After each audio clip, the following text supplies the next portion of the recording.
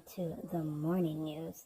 So today there are changes coming up for the PPV, Child Safety System restraint, amidst the outcry of the people of Jamaica.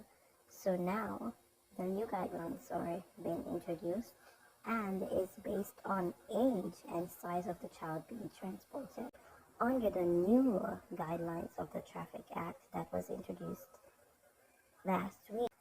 It is an offense to transport a child without using a restraint system, and that would have been fined of $5,000.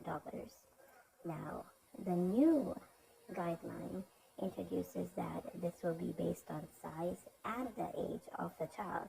So what is now being done is the public passenger vehicles are now able to bring these minors, but they must be restrained by an adult. So for children under 1, they must be restrained by an adult. Children 1 to 3 years old, they must be restrained by an adult. Children 3 to 6 years old, they may travel without restraint or be restrained by an adult or a lap belt. Children 6 to 9 years old may be travel without a restraint or with a lap belt. Children 9 years old may travel without a restraint or travel with a lap belt or travel with a 3-point seat belt. So only children of these size and weight of an adult are permitted to travel on the front passenger seat, and they must use the adult seat belt.